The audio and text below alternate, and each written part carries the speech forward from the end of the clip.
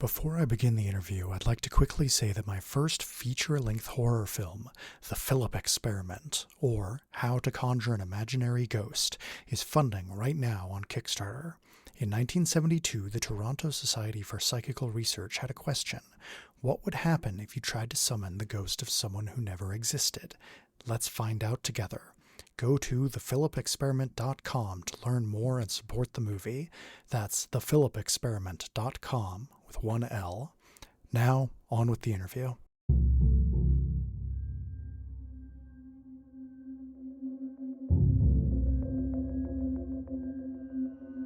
Welcome back, pod people. My guests today are Adrian Țofei and Duru Yücel.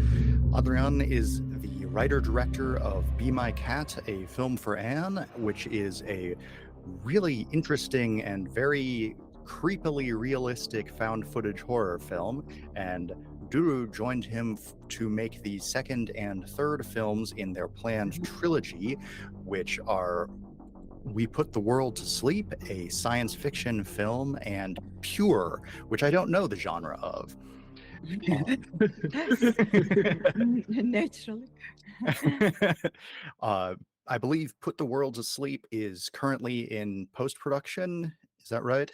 Yes, and it's I would say it's a mixture of genres. We Put the World to Sleep. I would say it's more genre mixed than, let's say, one might say that Be My Cat was mostly horror.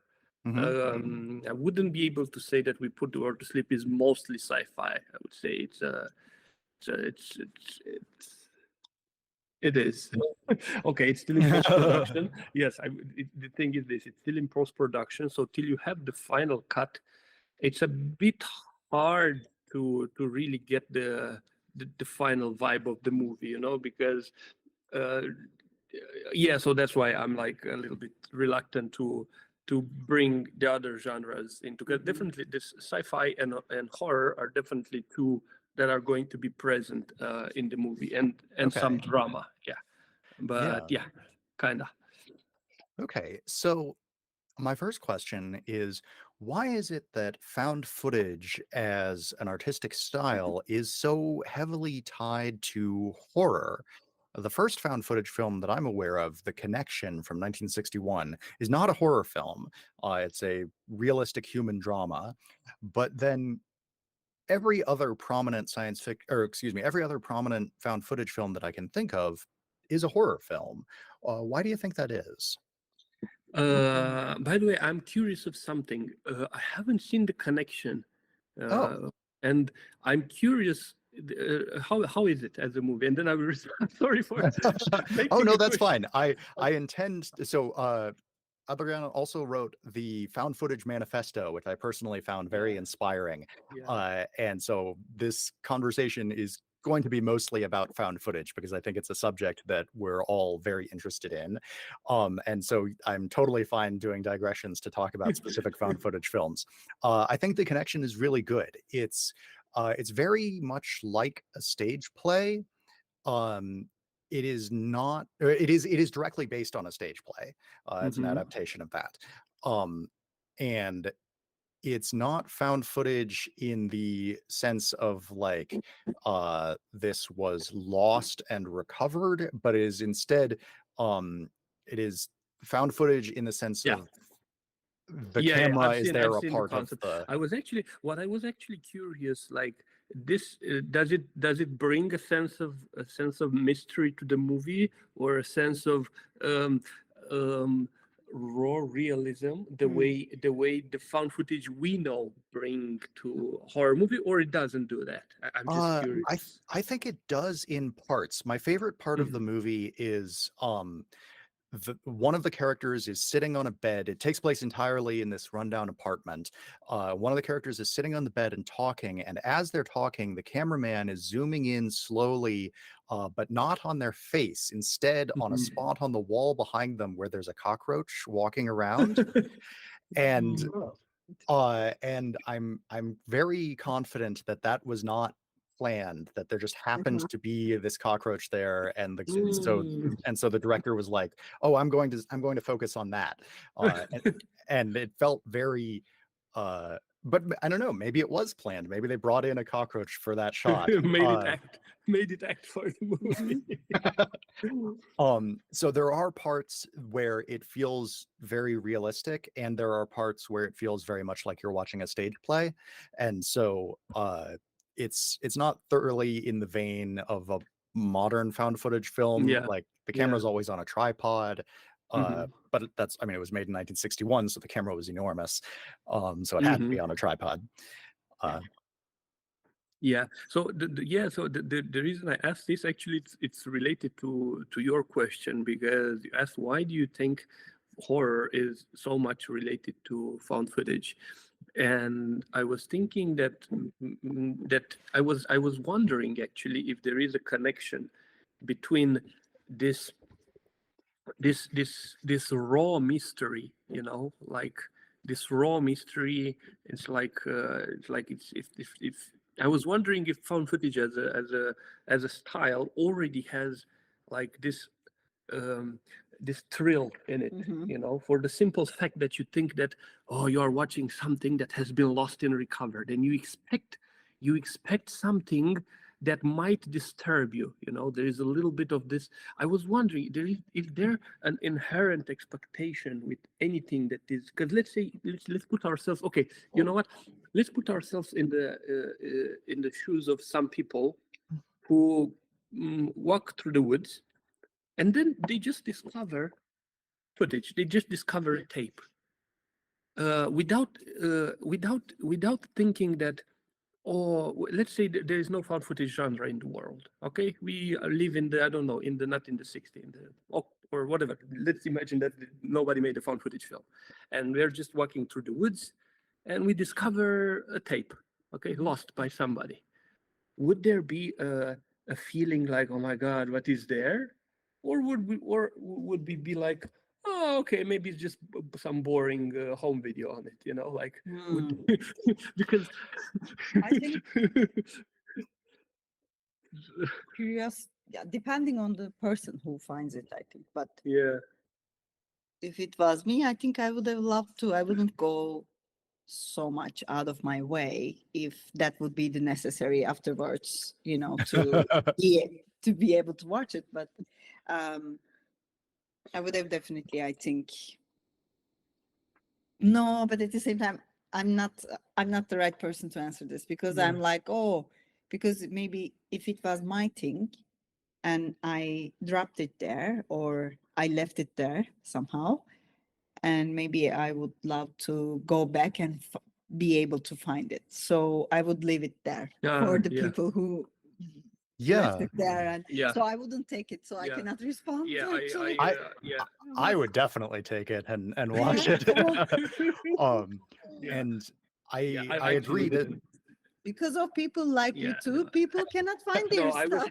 I was still thinking when I asked the question. I was still thinking a little bit, taking away the ethical question. I was still purely thinking in a fantastical. No, I know, but I was literally like thinking what I would do. So I'm not the one to really, but I would be definitely curious to see what's there. Yeah, because that's the thing. Like, I'm not sure if have we been conditioned to associate found footage with genre, with thrills, with mystery, just because the genre got popularized, just because found footage got popularized in horror movies. Are we be conditioned by that? Or is there an inherent mystery already existing within the idea itself of a footage being lost and found? I don't know. These are a little bit philosophical questions. Because, in my opinion, like, if I may add something, I think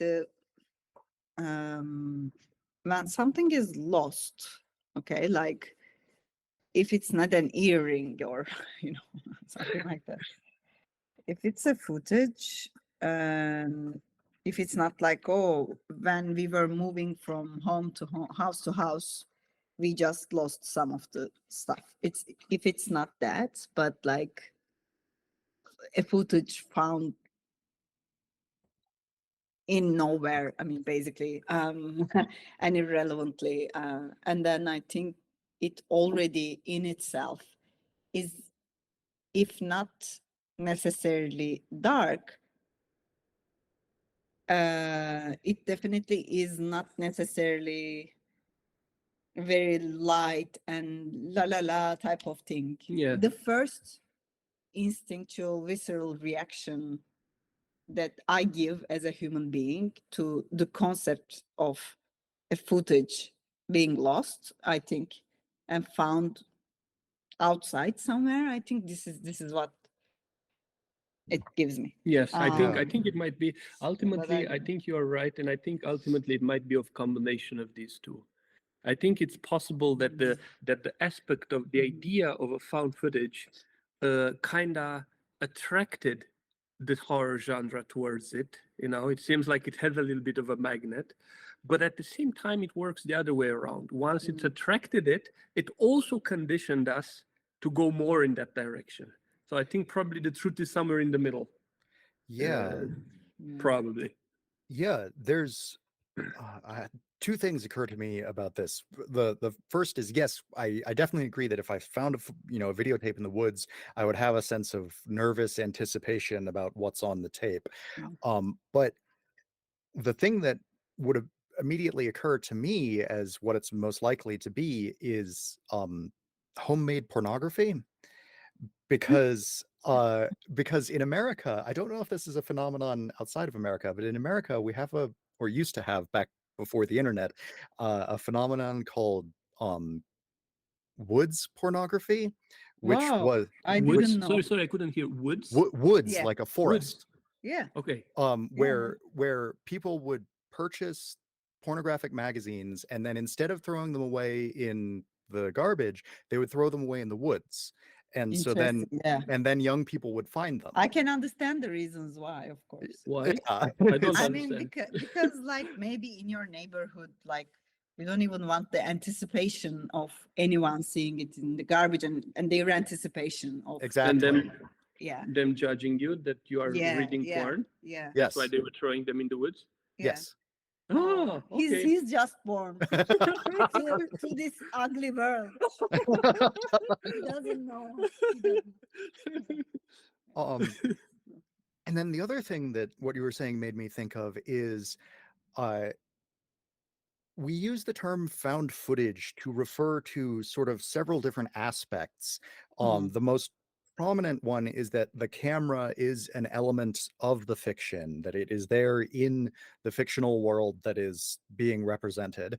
But then the other aspect is that the footage the camera records is in some manner lost and then recovered, which I think those things can be decoupled from each other. That's true.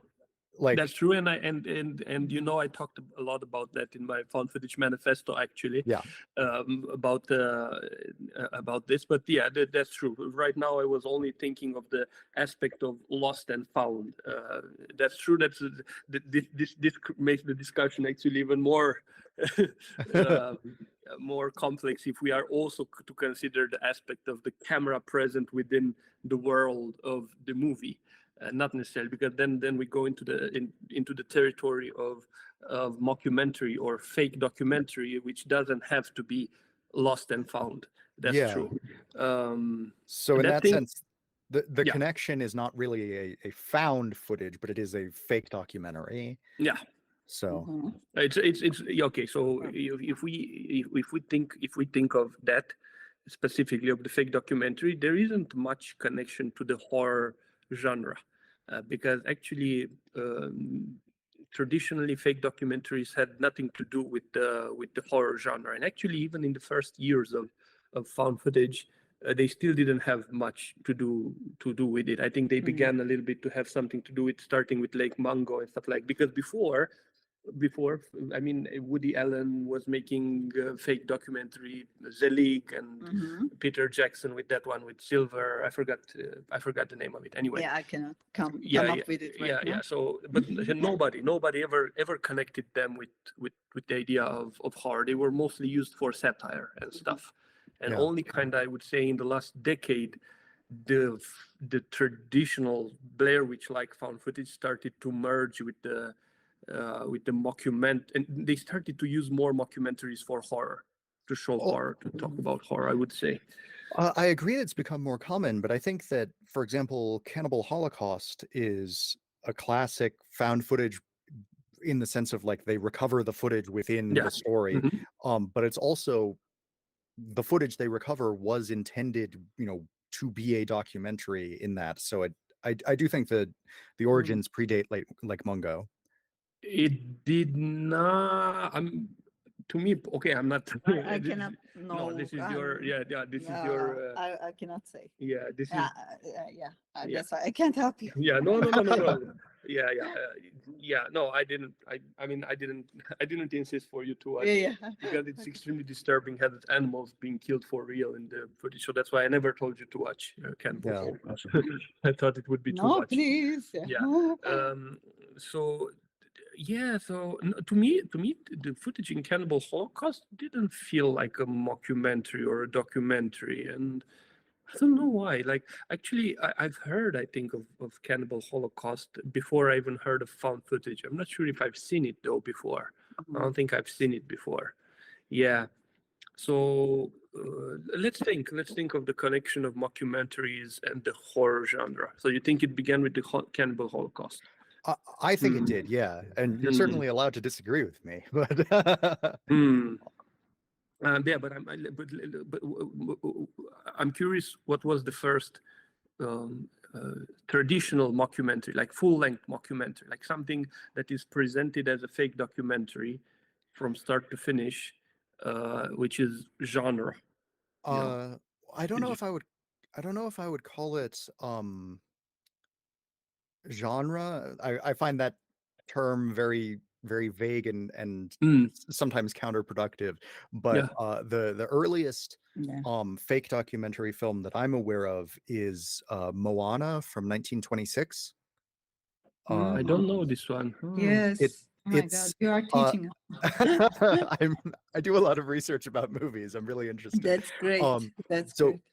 Moana is a fake documentary that was presented as a real documentary when it was published, that was about the Samoan people, like from the island of Samoa, where the filmmakers went there and observed the traditional Samoan way of life and the modern Samoan way of life, and then hired the Samoans to pretend that they all lived in the traditional way. Is this directed by that guy, Faherty?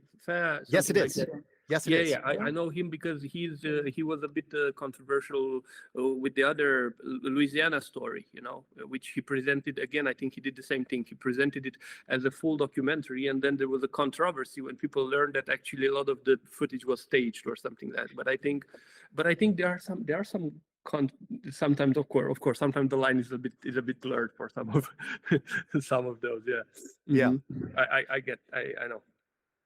Yeah, I see. Yeah. So.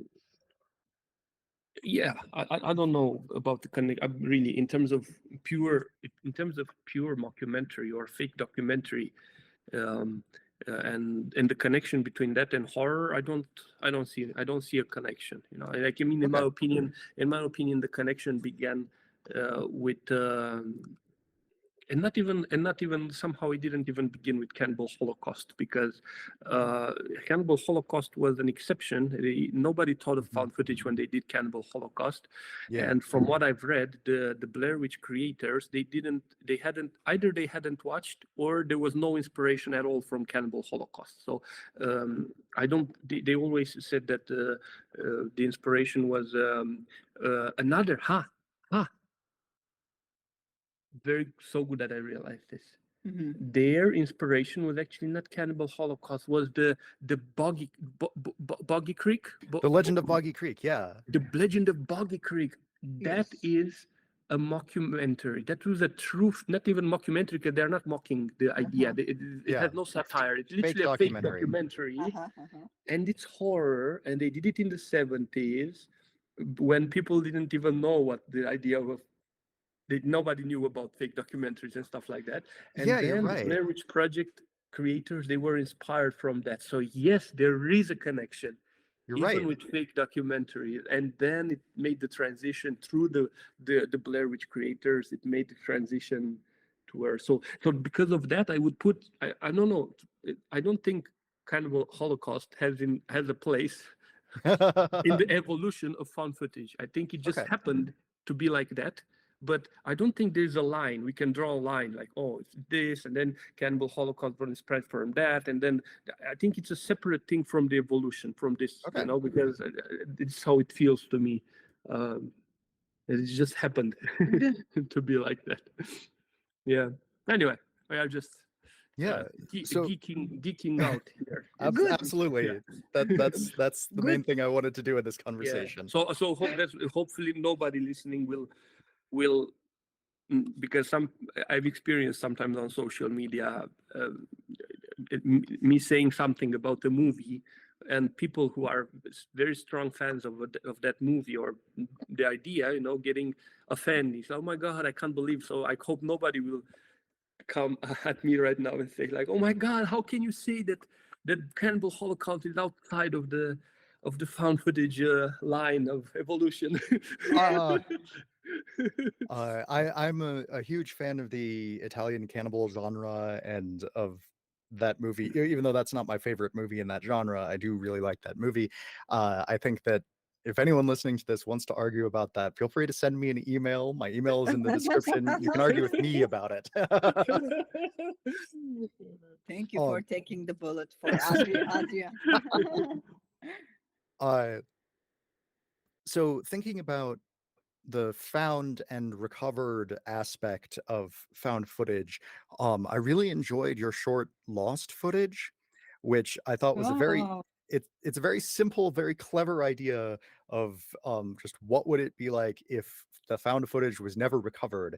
And I believe it was inspired by John Cage's 4 minutes 33 seconds, which is both of these pieces are artistic pieces that focus on a lack of the thing you would expect that medium Yes. to have. Mm-hmm. Lost Footage is blank and silent throughout because you don't have the footage because it's lost. Yes. And so when listening to the John Cage piece, the thing that always happens for me is that I pay attention to the sounds in my environment and think about that. And when watching Lost Footage, I found myself thinking like, why is it that the footage isn't there, and speculating about possibilities of like, and my mind, of course, went to Cannibal Holocaust, where I thought, the people who made the footage made it in a place that it's hard to recover things from, and they died or lost it or something there, and that's why it hasn't been recovered. Did you have anything specific in mind when thinking about why the footage isn't there? No. This has been Lost Footage has been my a long time desire of mine to do an experimental film, because many years ago I began to have this passion for experimental art in general in various areas, and also experimental films. And in time that kind of went away, but there was still it was still bugging me, like I should still give it justice somehow. I should still give justice to that passion, which was essential to my beginnings, as a person passionate of film and art in general. So I was thinking, how can I do that? How can I put John Cage's piece on film? Because you cannot just do it. To me, there had to be a reason. Like why do I present a blank screen? Because because he already did it. Here's the thing: when somebody, maybe if somebody does something like this for the first time, maybe it has some kind of maybe it has value, and it obviously had for John Cage, or it obviously had for Andy Warhol, to do Empire. But even Andy Warhol, he didn't put a blank. He didn't dare to put a blank screen or a black screen, either a blank, and say it's footage. You know, he still had to shoot something.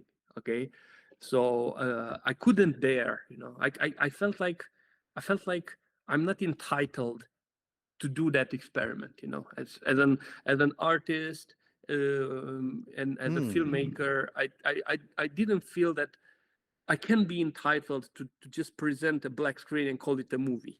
You know, it just felt too easy. You know, it just felt like too.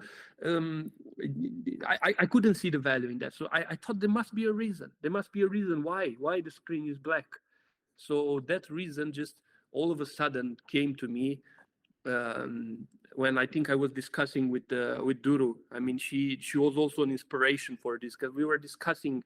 I forget exactly what we were discussing. Or probably we were discussing about the found footage concept and stuff like that. And all of a sudden, it struck me, and I realized, yeah. It started with the connection. By the way, it started with when I heard about the connection, because although I haven't watched the connection, when I discovered the fact that the found footage, that the first found footage movie was not a horror film, was not a genre, was not a commercial film, but that was an artsy experimental film.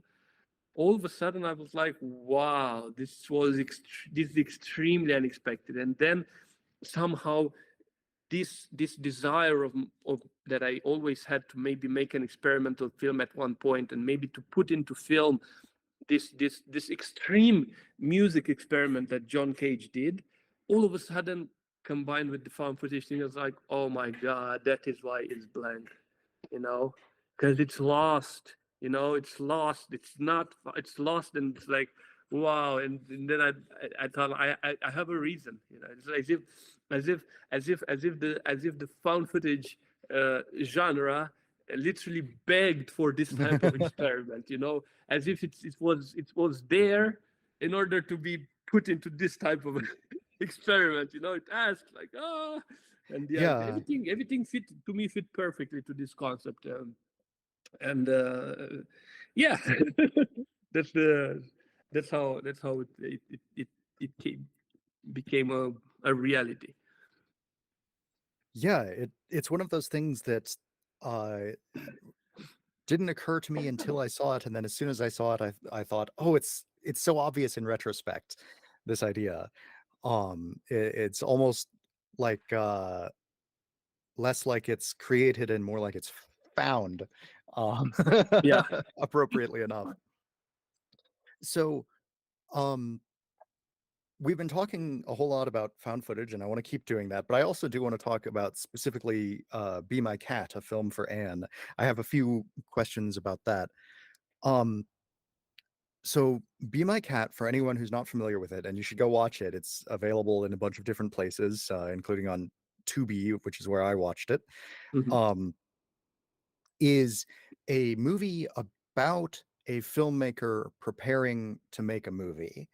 It's the main character, Adrian, who's portrayed by you. All of the characters share the name with their actors in, I presume, an attempt to make it Yeah, more let's realistic. call let's call the main character Adrian, because I think he's Adrian, because Okay. because he wouldn't present himself as Adrian to Anne. You know, he needs to impress Anne. That's why he's also using English whenever communicating to Anne. So he would never present himself with the Romanian version of his name. That wouldn't be impressive enough for Anne. Okay. All right. So the main the main character, Adrian, shares a spelling of his name with you, if not the pronunciation.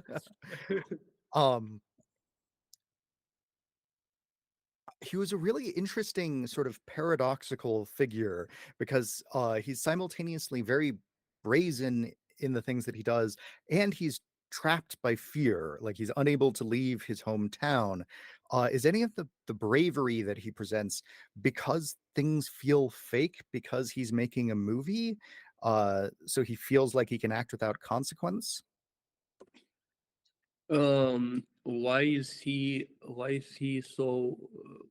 going too far? I think the reason why he's going too far, at least as far as I remember, the way I built the character, is that he is not fully aware that he's doing something wrong. You know, that's why Okay.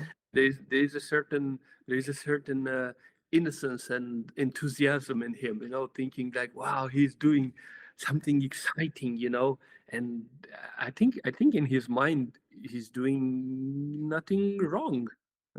Yeah, I think that's the problem. Okay.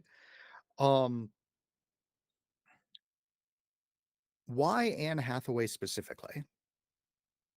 Yeah, there were a number of reasons. First of all, the movie was inspired from a one-man show that I played in theater, which was quite successful. And in that Was one-man at show, the end of acting, at the end of acting school, like yes. at the end of her studies, his studies. His- I don't know why I said that. and yeah, so in that one-man show, the character I was playing there, he was obsessed with the Romanian actress. So then I had this idea to adapt the one-man show into a movie. But maybe ultimately, sorry. Maybe you can also say why that character was obsessed like with a Romanian actor. Like the original text was written by a Romanian. It was a Romanian text. It was Because inspired. it wasn't something you No, wrote. it was inspired. Like, It's something I took it from another monologue. Yeah. But I adapted it myself. So in the end, it kind of became a thing that I wrote, but also inspired from a monologue I found on the internet about a guy obsessed with an actress.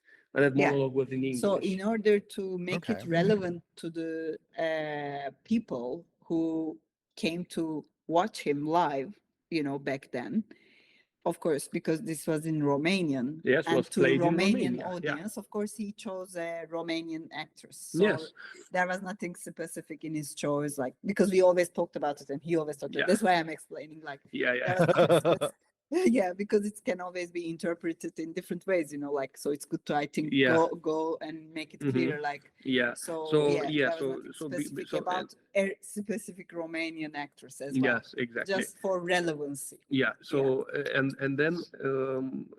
and then I when I felt like adapting it into a movie, ultimately the movie ended up having a totally different story. But I kept the psychology of my character in the one-man show. I kept it in the movie.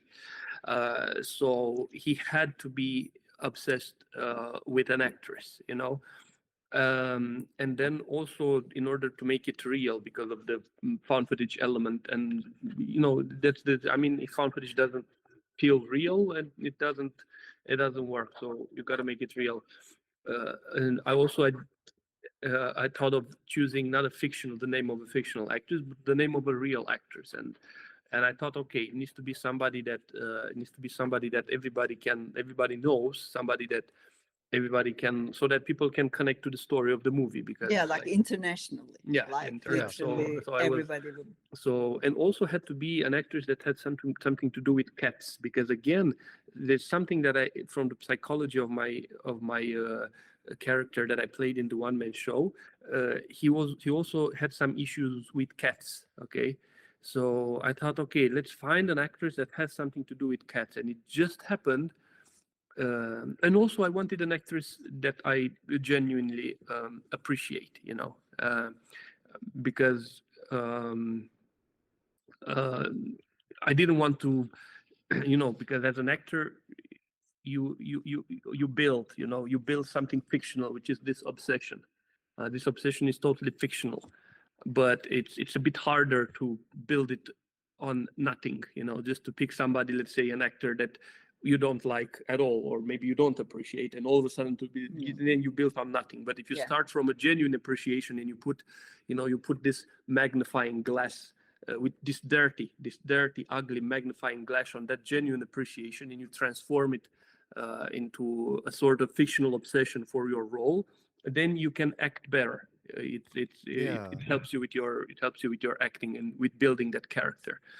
So that was the thing. How can I find an internationally known actress who has something to do with cats, and someone that I also genuinely appreciate? So it just happened that in 2012, when I was developing the movie, Anne Hathaway released 2 movies. One was Les Miserables and the musical, and I was like, literally, so much impressed with her performance, Les Miserables. And then she also had the Dark Knight Rises and playing the Catwoman. And then I got the cat connection, the internationally known star, and everything, literally everything came together. So it just, when I realized that, I thought, okay, it's obvious to me that I need to I need to use her name in the movie. But it's not about her than the things. Okay, yeah. It's about totally different things. That makes sense, and I wouldn't have been able to guess it, so I'm glad I asked. Uh, yeah, I am really curious now what an alternate version of the film that had still used a Romanian actress would have been like, because part of what first made an impression upon me when watching it is like at the very beginning when you're going in like your grandmother's house, I think it was My mother's house. your mother's house, excuse me, No and problem. and talking about that and the just the huge contrast between that and small town Romanian life being presented that way and the talk of the glitz and glamour of Hollywood, I thought was really interesting and immediately made me think, okay, this main character is completely delusional. Yeah. I need to see where this goes. And so I think that was a good decision, and I'm also very Yeah, that was curious how else it definitely might have played out. that was definitely intentional and part of the design. You know, this contrast between where he is and his ambition. There's also some comedy there, and a number of fans saw "Be My Cat" in a way as a dark comedy. You know, they had fun with this. You know, it's a little bit like Hitchcock did. You know, he always said that he intended Psycho to be a comedy, and then everybody was super scared. And I'm not sure how honest was Hitchcock in saying that he intended it to be a comedy. I don't know. I find it hard to believe that he. Or his sense of comedy might be. Yeah, I'm not sure I believe him about that. No, because he was there are also stories about him listening to people reacting to the movie and having this pleasure that people are terrified, like, I did it. So I Yeah. don't really believe him when he says that. I really think he he's- wanted to scare people. And he could be very funny, and so I think the fact that Psycho is not funny means he wasn't trying to be funny. So in Be My Cat, a film for Anne, the main character, Adrian, is preparing to make another film that he wants to get Anne Hathaway to star in. And so the entire film that we're watching is structured around this film that we're not watching. And very little is revealed about the film that he wants to make. And so I'm curious, like, what did you think of about that film that didn't end up in the film we actually watch? So you mean about the film that he wants to make with Anne Hathaway? Yes. Like, so practically your question is, what film would my character make with Anne Hathaway if she said yes? Yeah. Okay. Yeah. What was his plan, and What was his how? plan? Yeah, and I think this is the first time that It is the first time somebody's asking me this question. I think that's a great question, Okay. by the way. Thank Okay, now you. give me- That's Great question. thank I you. would That's very say. flattering to hear. I Good. always No, try no. to ask questions Yeah. that other people don't. So that's You know, very like I have definitely an interviewer in me. Like it automatically comes up. Like whenever I listen some artistic interview, whatever, and so always I'm like, oh, I would have asked that instead of this, or I would have asked more of this, and and I keep on hearing not the people who interviewed Adrian, but this mainstream interviews. I'm talking about the other stuff that we all, and it's like always more or less the same questions in a junket or whatever. So great, yeah, refreshing. Thank but you. not so refreshing for you. It's more like Yeah. Yeah. making him sweat right now. Here's the thing. Here's the thing. And now, can we give spoilers about the movie?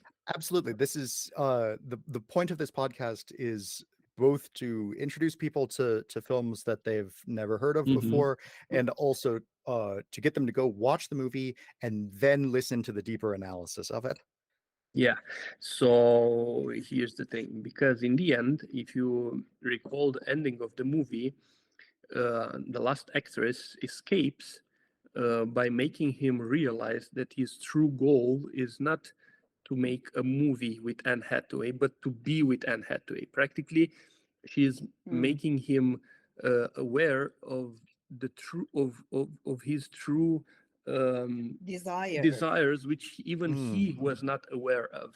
Okay, so even he was lying to himself that he wants to make a movie with Anne Hathaway when actually his it true was desires more like were romantic different. or Romantic, exactly, something in else. nature. Yes. Okay. Exactly. So because of that, I'm not so sure. I don't think he had a very clear concept of the film that he wants to make with her.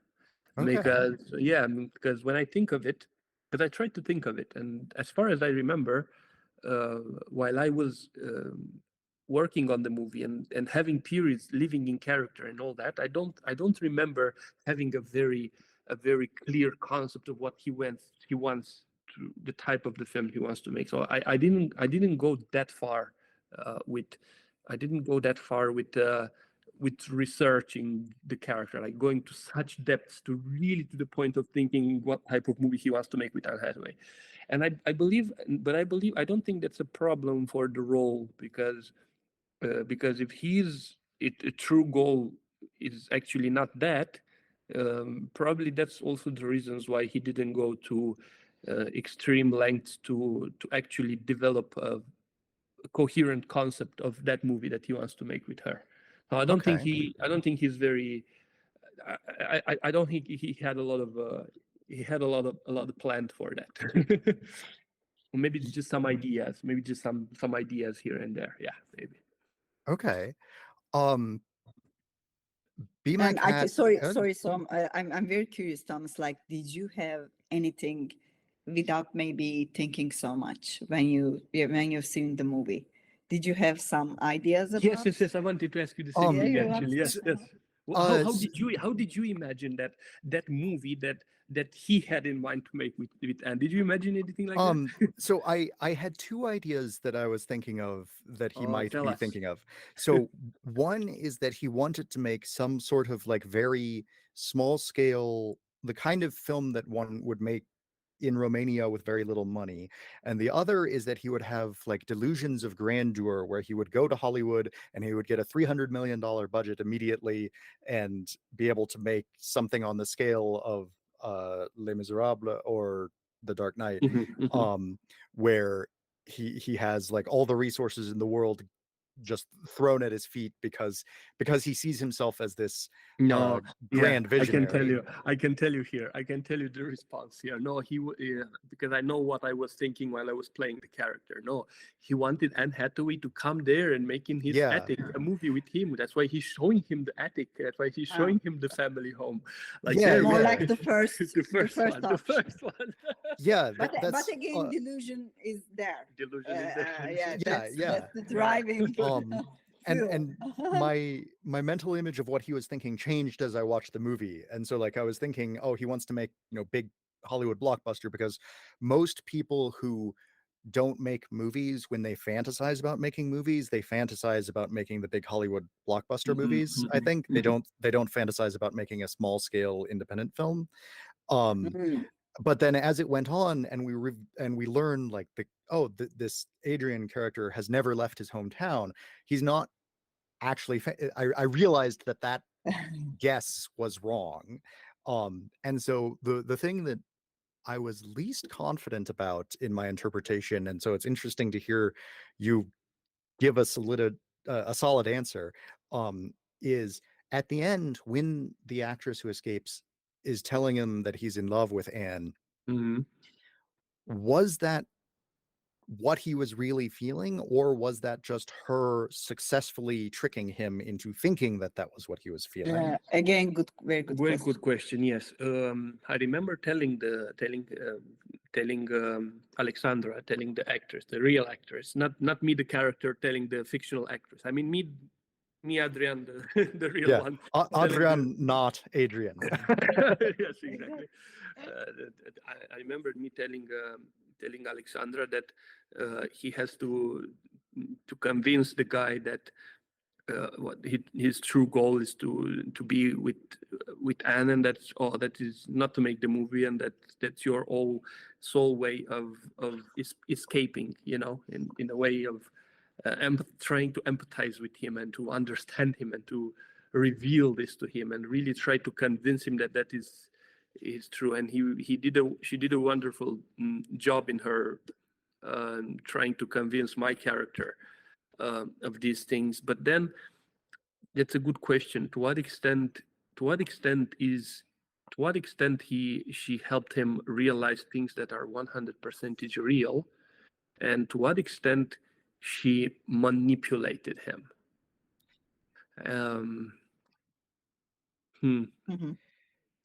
It made me think that the role of actor and director were sort of reversed. That before that scene, he was primarily the director and then also sort of an actor, and he was directing both in a normal way and in this unhealthy stalker way the other actors. And in that, she reversed it and she became the director, telling him.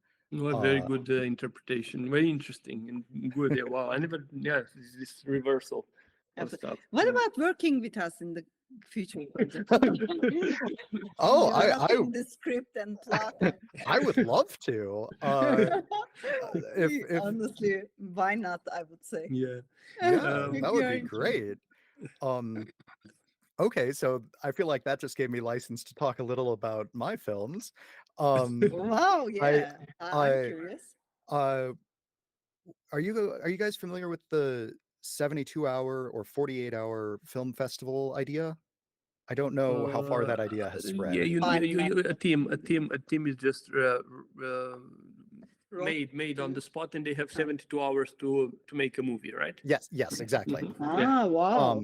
Yeah, so I did a short film which I for one of those called Wish You Were Here, and it is sort of a found footage film within a regular film, because what it is it is about a woman whose husband died, and before he died, he recorded a video of himself talking to the camera like he was talking to her, and saying half of a conversation, like asking is that her. Suicide? Sorry, like he dies by suicide? No, he died of an illness. So I thought like the video. Okay. Yeah, so it's not a suicide note. It's he knows he's going to die and he wants to leave something behind for his wife. This is dramatic. Yeah, it's sad. Yeah, it's a romantic tragedy is what I was aiming for. And so he records half of a conversation, basically, where he can't hear her, but he can ask her questions and he can like express sympathy and things like that. And then the movie that the audience watches is her watching that video and responding to it. Wow. And so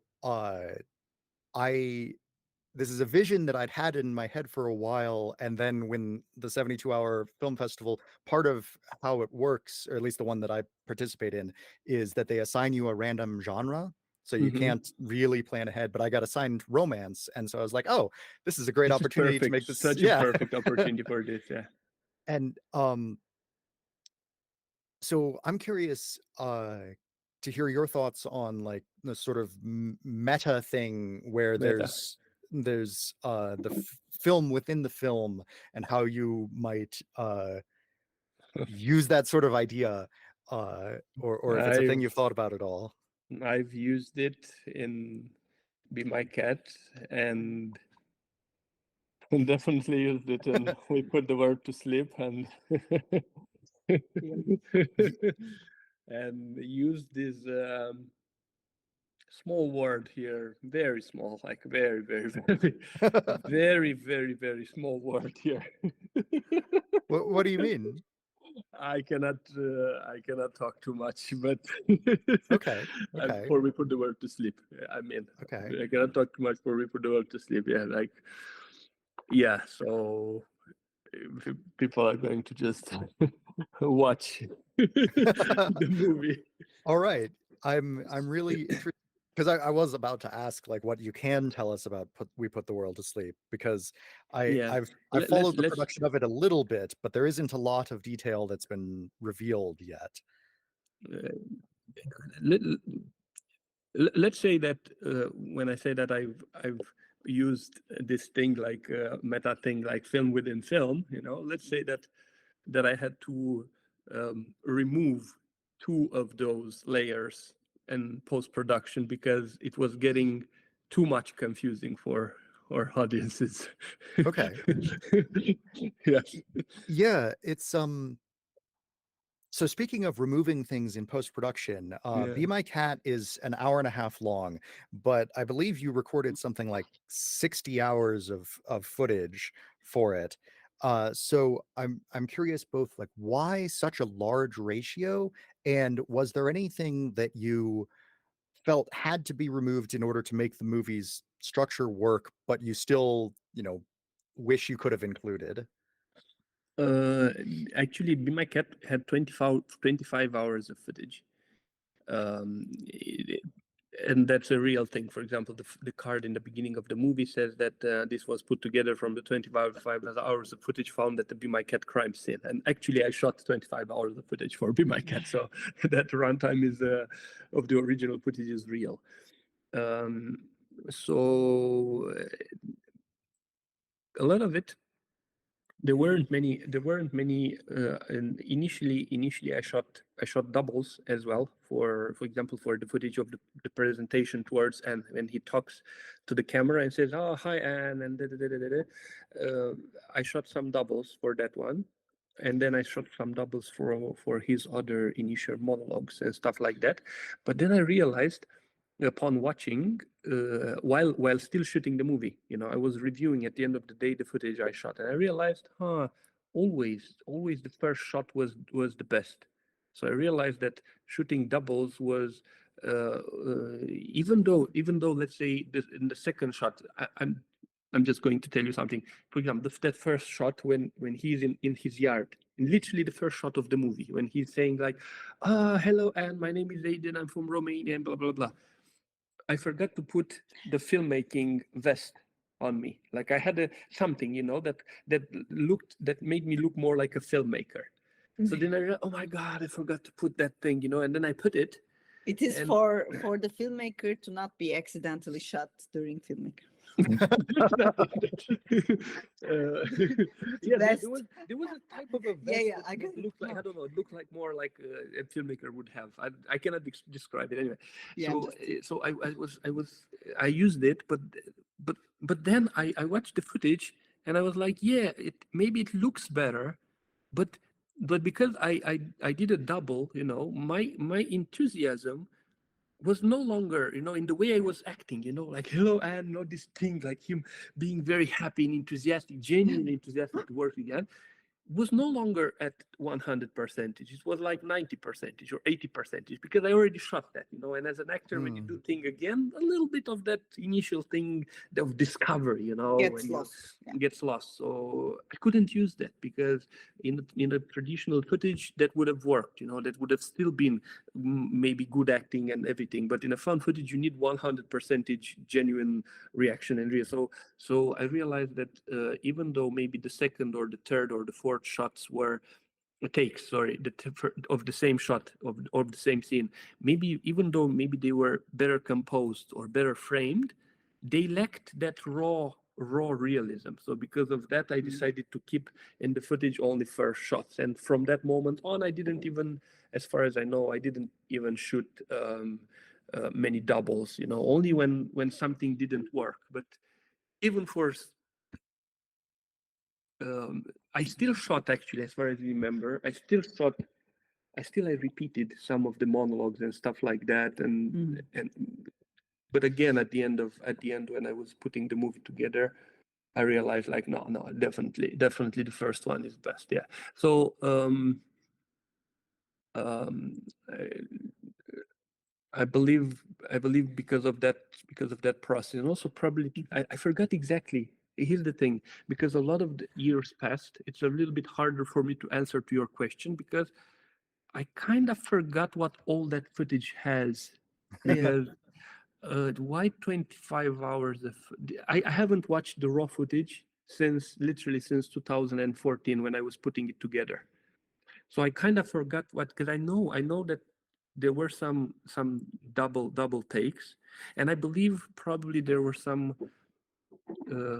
there was also some stuff which I decided that do not belong in the final cut, or that they were dragging, or they were like going maybe too much in the same direction instead of moving the story forward, or they were moving the story forward, or they simply did not fit in what I was trying to convey. I honestly, I really forgot all the reasons why. Yeah. Okay. Yeah, totally understandable. I can answer though that same question for We Put the World to Sleep. That for We Put the World to Sleep, it's easier to answer because you're still working on it. Yeah. We shot more footage. I'm working on it now. Maybe. So we have about 150 hours of footage for We Put the World to Sleep. That one We Put the World to Sleep was shot over a period of about 5 years. So in We Put the World to Sleep, it's a different situation because We Put the World to Sleep was more improvised than Be My Cat. So we shot a lot of alternative directions where we could go with the story. So when we are putting now the story and the movie together, we have so many options so many directions where the story could go to, let's say from this decision of the character, it can go to A, B, or C. From C, again, it can go to A and B. From A and B, again, it can go to C and D, So this web, this ramification of possibilities where the story could go, because we have so much footage of it. Like if you choose to include certain sub-stories, certain things, then the entire concept and the entire story kind of changes. So we are constantly it's a complex process of what to include and what not to include in the final cut of the movie. So that's why a lot of footage gets taken out. And also another reason now, since I mentioned this and I just remembered, and there are also footage that just didn't seem strong enough for me. It didn't seem powerful enough, either in terms of acting or in terms of what is being said. There are cases where good things were maybe said, or things that could be used in terms of plot, in terms of action, but maybe I watch and I feel like I don't believe in myself, maybe in this moment, maybe the acting, I don't feel the acting is strong enough. So I just decide to not include that thing, because you cannot have that in a found footage film, especially in a found footage film, you cannot have moments that don't look real. Yeah. Another reason why maybe some of the moments, because it's maybe not all the moments felt real enough for me. That might have been another reason to not include footage. Okay.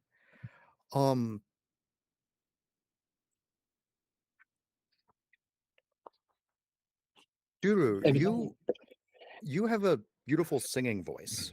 Oh, thank you. Are you going to sing in any of these movies? Am I going to?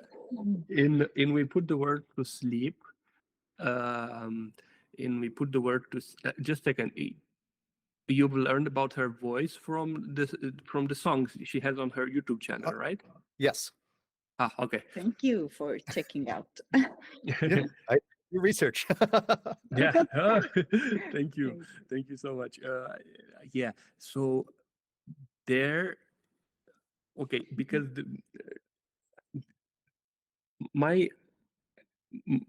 there is a plan to include some of that.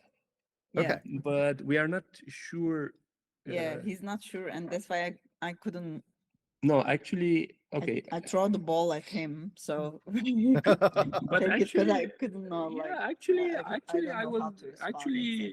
I was quite decided to keep that. But actually, you were the one who said that. Oh, the singing parts.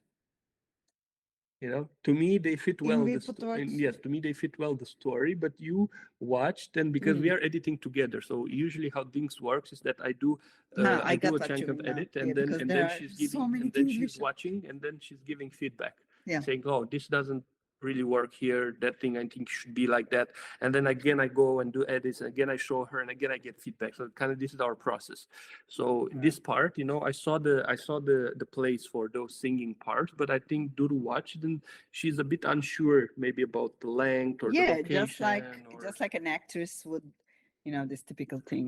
Just like an actress would get nude for the purpose of serving the story and the character, and would say like would definitely defend it like, oh, because of course it was justified and it was even necessary for the story.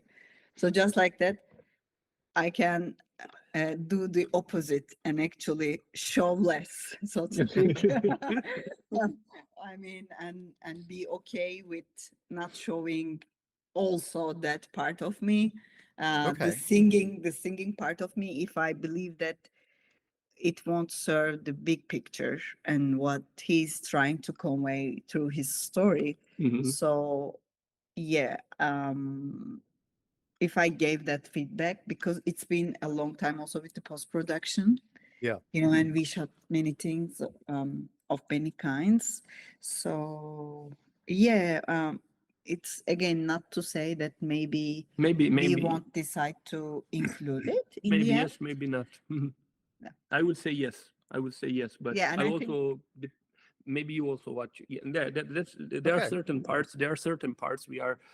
There are certain parts that are in this cut that we have right now, because there is still work to do, and there are certain parts that are more certain, that we know for sure. Oh, this is definitely going definitely to be kept in gonna the be final there. Yeah. cut. But there are also certain parts that have some question marks, you know, and Yeah.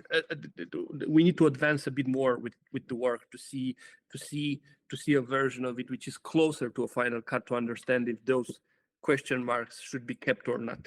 Yeah. Okay. Um, I'm thinking now about other filmmakers who have these very unusual approaches and strong artistic opinions about film. And so I have two very different ones in mind that I'm curious if you're familiar with their works. Joel Haver and Neil Breen. No, unfortunately. It's a Okay. shame. Okay. Well, so Joel Haver is a young filmmaker who is he makes movies and puts them on YouTube. And he Ah. um Sorry, did he start out as a YouTuber, a certain yes. type of YouTuber, and then Yeah, he started out as a YouTuber making short films, and then he decided that he preferred making long form feature films, and so he's been doing that. And the thing that I found, like I read your found footage manifesto and watched his thing about improvisatory filmmaking, very close in time to each other, and so they've both been very inspiring to me. He doesn't make found footage films; they're all shot like a traditional narrative film, but they're also almost entirely improvised.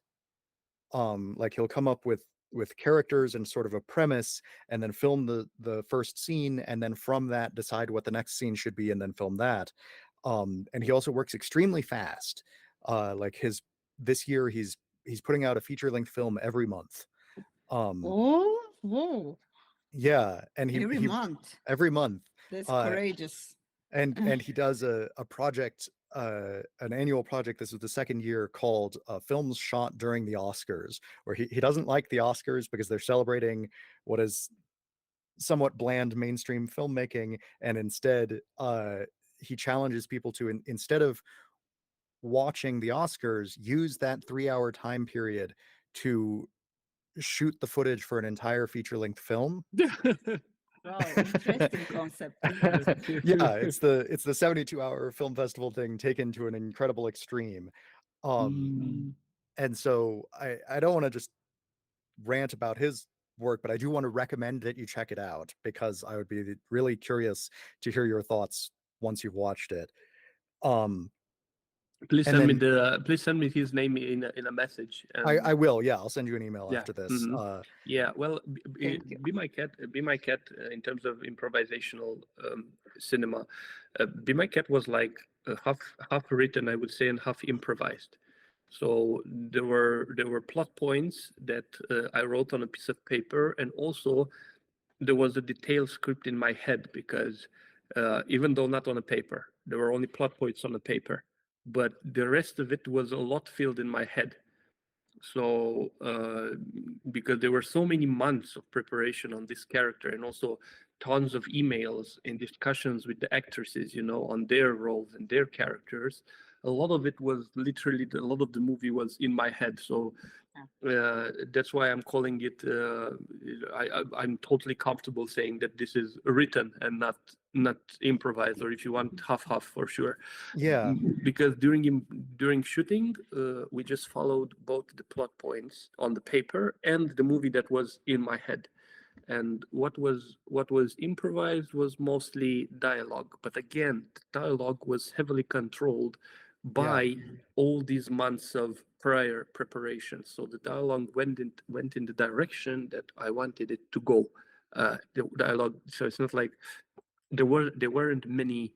There were some surprises, such as Sonia calling the police in that scene, but that was again directed. So I knew that something. That's the chloroform scene. The chloroform scene, no, that was very well. That was not a surprise in any shape or form. No. I mean, is that the scene where she called the police? No. During the daytime. During the daytime, it's not nighttime. Oh, okay. Is the try to keep me 2 meters away from you? After that, I think okay. she's running on the streets and then she's calling. Practically, I told Sonia, hey, like in this scene, you got to do something to reject my character, but please don't tell me what. I want you to come up with something during improv to really reject my character, like brutally reject him. And so she came up with this idea of genuinely calling the 911, 112 in Europe, but that's the equivalent of 911 in America. Yeah. So she came up with this thing, and so yeah, that was a surprise. But at the same time, it was not, because it was still direct. It was still requested by me. I didn't know the shape. I didn't know the exact shape that the scene is going to take, but I knew that something of that nature could happen. So this is the type of improv that I'm working. I just don't know the details, but I know what I want, and it goes in the direction that I want it to go. We put the work to sleep. I wanted to push things even further. I wanted to discover the story as well as we go, not just these little details, So that's a crazier thing to do.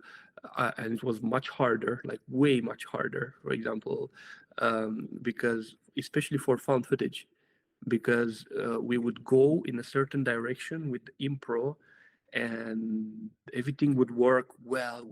Like things were piling up, things were getting more intense, more powerful. And at the same time, and at some point, you hit a wall in the sense that you realize that, oh my God, at this point, the characters no longer have a reason to record things.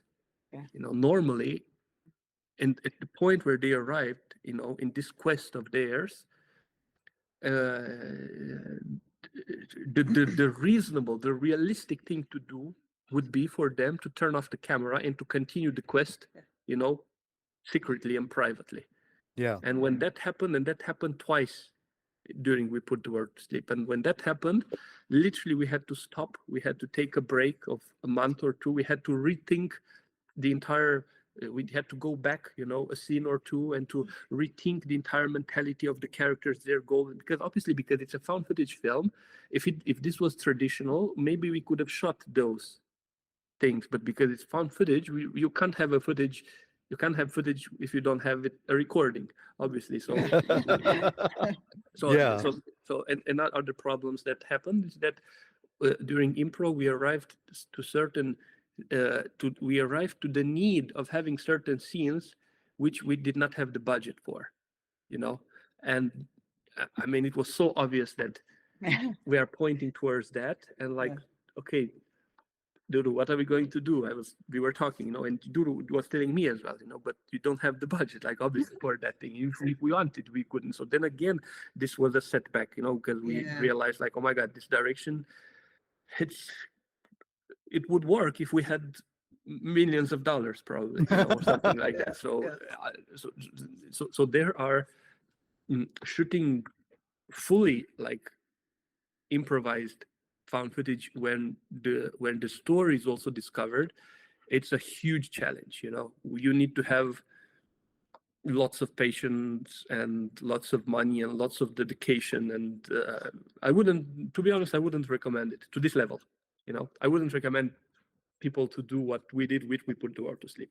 What we did with Be My Cat, then yes, that can work. When things is much more structured, and you leave a lot in character, you create this fictional world, and then things happen within that fictional world. That works. Yeah. It's interesting trying to strike a balance and make things consistent with the characters and the story without it getting out of hand, and still having the structure needed to be an engaging and film. I believe okay, I don't think we failed with We Put the World to Sleep. I think we did it ultimately, but it's just too much. It just took too much. From that point of view, it's not practical. Like maybe I would have preferred to make 2 movies or 3 movies during this time. Instead of stay on the same film. So it just takes too much time and effort, I would say. Yeah, I'm curious if that's changed your plans for Pure, because I know at one point it has. Yes, I know. Exactly. At one point you said that Be My Cat was 75% scripted and 25% improvised, and 50, We Put the 50. World to Sleep is 50-50, and then No, Pure was going I to be... I can tell you. Be My Cat was, I was saying that Be My Cat is 50-50 actually. Okay. We Put the World to Sleep went into, let's say, 75 improvised and only 25 scripted, like very little direction and everything discovered. And and because of the experience we Put the World to Sleep, because of realizing how challenging this is, I feel like oh my God, no, never again. I want to go into the opposite direction with Pure, to make it 75% scripted. I mean, most of it scripted and very little room for improvisation. So that would be the most Pure will be the most structured film that I had made. So Be My Cat is a combination of structure and improvisation. We Put the World to Sleep is madly improvised, and Pure is going to be much more solidly structured. All right. So the other filmmaker that I mentioned is Neil Breen, who is very much an outsider artist working. Are you familiar with that term? I don't know if that's just a no. Okay. Sorry, you are asking me if I'm familiar. I misunderstood. I thought you were asking me if I'm familiar with the filmmaker. Which term? Outsider artist. Outsider artist. I can guess what this means, but please tell me. Maybe I'm wrong. Well, I'm curious what your guess is. Outsider art. I mean, who is I don't know, like an outside of the system, or something like that. That, and then also not just outside of the normal tradition of the artistic medium, but sort of unaware of it. Unaware.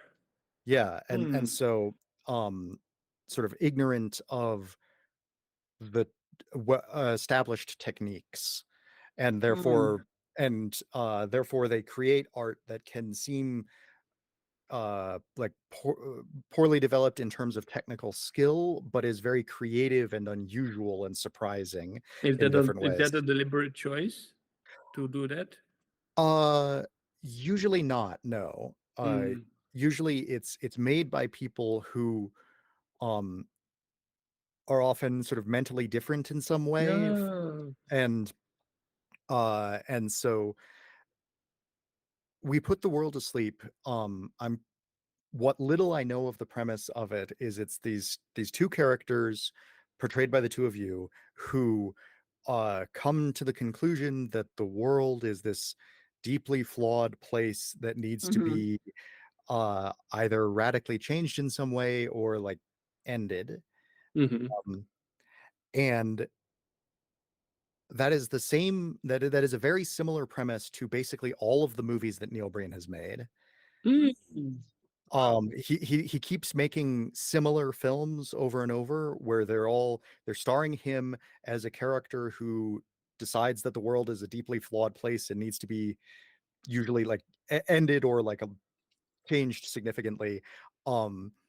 And his characters always have some sort of incredible ability to do this. Either like they're an alien with advanced technology, or he has magic powers, or he is like a computer hacker who can control the world's systems. And he, as a filmmaker, has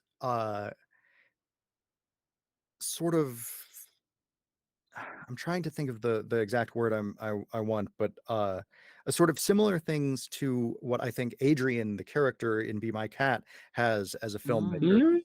These sort of delusions of the guys. Yeah, you know that the guys, the characters in We Put the World to Sleep, they are also filmmakers. So characters in We Put the World to Sleep, they are making an apocalyptic film, and they get lost in the characters they play in that apocalyptic film. And that makes them want to end the world for real. Practically, they decide, okay, you know what, we have this budget in our hands. This is no spoiler, so we can a little bit of a spoiler, but I think it can go. You mention it. My personal philosophy about spoilers is that unless the story is a mystery, it should be able to be enjoyed no matter what you've learned about it. Because I'll watch a movie more than once. So that's true. Yeah, so the characters in We Put the World to Sleep are also filmmakers. So it's interesting that you say that they like that the filmmaker you were telling me. It seems like there's a similarity between his approach to filmmaker and my character and Be My Cat's approach to filmmaking. I don't know what to say. I haven't seen yet this filmmaker's work. So I'll include some of his stuff in the email I'm going to send you after this. Yes, please. So but here's the thing. In We Put the World to Sleep, so there are these guys who, as I told you, they are making an apocalyptic film, and because they get lost in their characters, they start to want to end the world for real, and to use the remaining budget to end the world. And the plan was that, and this is not a spoiler because it's something that we did not include in the final cut, and I don't think we will include because I think it's too much and can confuse audiences. The plan was that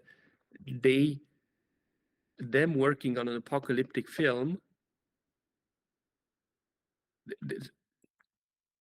the plan was that even the people working on an apocalyptic film were actually characters in another apocalyptic movie, which was about two people working on an apocalyptic film. Okay. Put in another layer and another layer. And guess what? We shot an even third layer of this.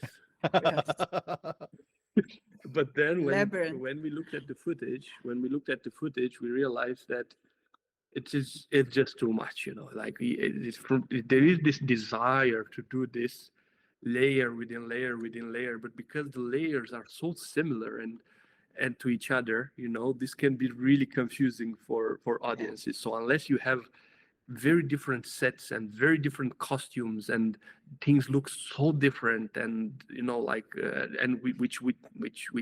I did not have millions of dollars for We Put the World to Sleep. It's a bit hard, I think, so we decided to let go of that. Some of that. Just put it this way. And are you someone personally who enjoys very complicated, or if not very complicated, like things within things, and I like it will Uh, a little bit burn your brain, like you like I like very deliberate choices by the filmmakers. And so when somebody sets out to make a simple movie, I like that. And when someone sets out to make a complicated movie, I like that. And what I don't like is come on, when be honest. I'm joking. no, I definitely can. I have to be in the right mood to watch Yeah, it. yeah, Whereas like a Friday the 13th film, I can watch that with no preparation at yeah, all because yeah, they're for so sure. simple. But yeah, I'm trying to think of like what's a good example of a really complicated, like multiple layers film like that. Like Um Memento comes I to haven't mind, actually for seen Memento. example. I haven't actually Yeah, seen that. No, I mean, yeah, I like should.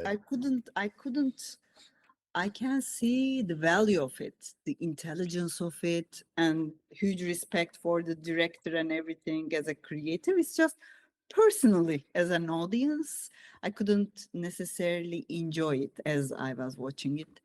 And maybe there are some more layered and complicated movies, but because they are more layered in different ways, their ways of maybe being complicated and layered talked to me much more than Yeah, some other thing like Memento. Or there is one more that comes to my mind, but what was that? But like kind of, I cannot say like in terms of plot similar to Memento, but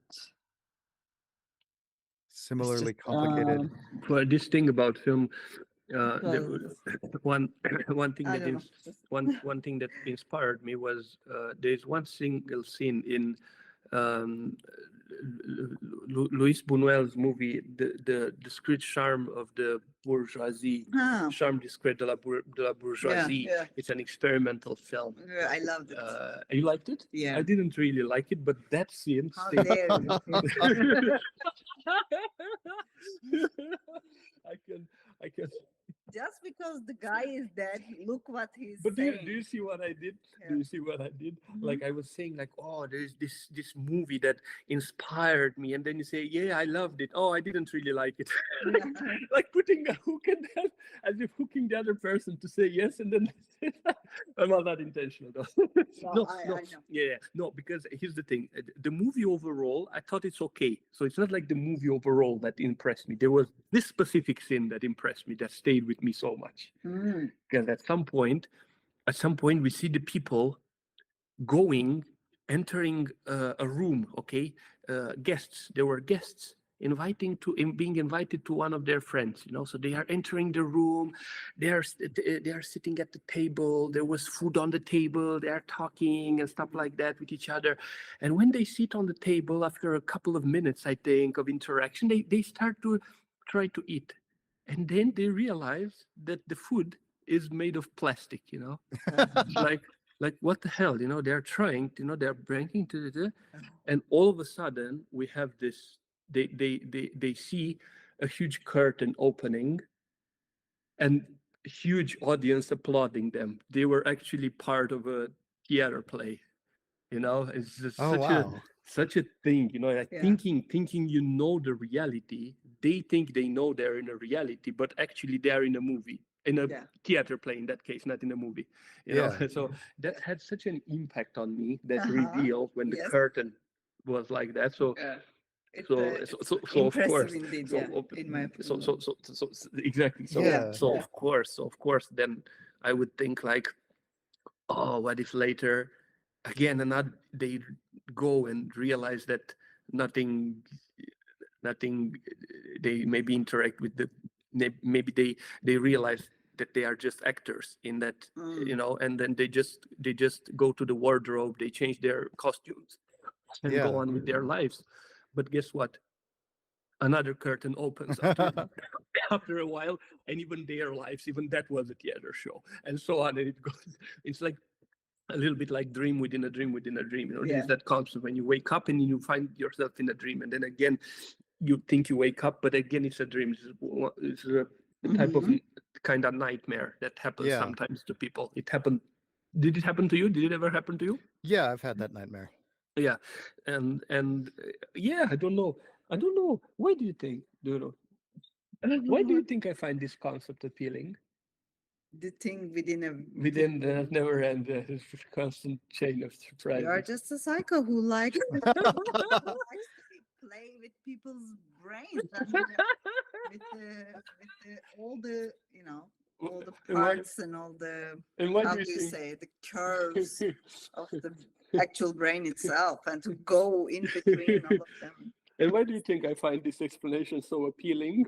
This is worrisome. Normally I should have been, oh my God, why are you calling me? I think that there's a tendency, not everyone who becomes obsessed with an art form develops this, but I think a fair number of people who become obsessed with some form of art start thinking in meta terms, like how can we make that art be about that art? And once you do that once, it becomes tempting again to do it again. How can we make that art be about that art being about that art? And then Yes. and you can get into an infinite loop here, and it's a curious question, and it's interesting. With both Be My Cat and We Put the World to Sleep. Now on a serious note, I think I know why I did these things. I think both with Be My Cat, I tried to, as exactly as Duru said, to challenge audiences. Exactly as I Yes, said. like to take them out of their comfort levels, to make them ask questions about it, instead of giving them answers. And actually, this is not just an original thing. Maybe the way I'm doing it is original to me, but this main thing is actually belonging to other filmmakers as well. So a lot of filmmakers say this, like, oh, the movies are not made to, shouldn't provide answers, but should actually raise questions. Should people? So I think I tried to do that with Be My Cat. People going out of the theater, and We Put the World to Sleep even more. People going out of the theater to ask themselves questions about the human nature, and in Be My Cat more about the human nature, and to ask themselves questions, and especially maybe about the dark part in human nature, the repressed dark parts in subconscious mind. And we put the word to sleep, I think, a little bit forcing audiences to ask themselves questions about the essence of the meaning of life, and the bigger metaphysical questions about the universe, because We Put the Word to Sleep is a project that grew out of my desire to combine the metaphysics of 2001: A Space Odyssey, which is a movie that impressed me a lot as a teenager. It made me was one of the reasons why I started to be interested in films as a form of art. So I tried to combine the metaphysics of that movie kind of with the realism of the Blair Witch Project, if you may say. Okay. It's a little bit stretched here, but you get the idea. So I think that's why I'm resorting to such.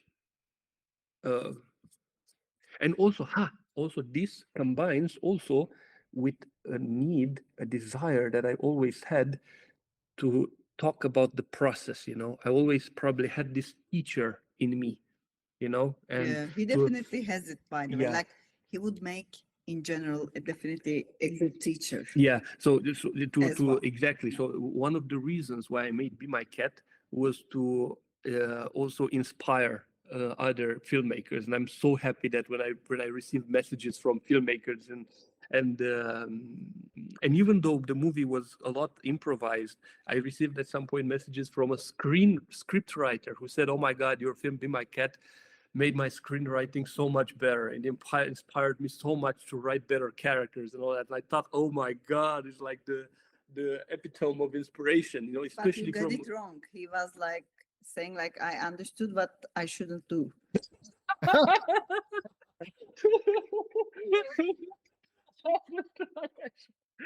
Yeah. Thankfully, it wasn't the case. No. So I had this desire to inspire, to teach people, to not just do a movie, to also talk about the process of making a movie. And when the best way to do that is to use the meta structure, So you think you're watching the movie, and then all of a sudden it's revealed that that they are cameras Yeah, and like I think lights like, and oh, surprise. Mhm. This And thing then like, and then right? and Like then and then you're surprise. exposed to the process, and then Yeah. again you're exposed to the process of the process. So it's the furthest you can go. It's an extreme way of trying to talk about the process, actually. And Yeah. not the, As yeah. he also like Mhm. was telling us, Thomas was telling us like, yeah, it's how much it is when how much of it is actually stemming from wanting to talk about the process and the emphasis being Mhm. on the process. Yeah. Right. So Yeah. I think this is the source. It's a Yeah. combination of all these things. Yeah. It's interesting to me how 2001 A Space Odyssey is one of your favorite films, because I have a similar sort of thing. Like, I like that movie, but it's not one of my favorite films. But I'm very obsessed with independent filmmaking and with horror films. And but my favorite movie is Metropolis. Which is Mm. another, like, that's a big budget science fiction film, similar to how 2001 is a big budget science fiction film.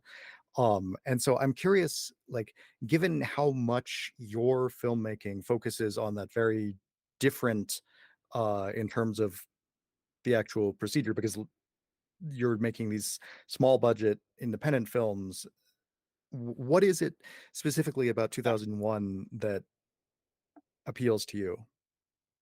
Although he's going to make the like him being a person who is making who can be defined as somebody who makes small budget, like that's kind of changing now, right? Yes. I would Oh, also okay. like to Yes, give it yes. as some news about his immediate future and the Yeah. right. So yes, there's also a project.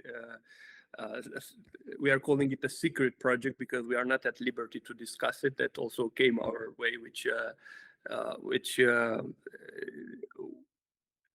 we hope to be studio made and with a There is whole the possibility of the studios Yeah. or a studio taking it actually, and Yes, and the then project being really greenlit and finally. then we are and- talking of a different scale of of but filmmaking. not only that, you Not are only also that, thinking through and also for we, your own and production. also even for we put the work to sleep, you will see that there's a bigger than life scope, which is very different from Be My Cat. There's even though the means maybe are also indie, the scope is goes in different directions.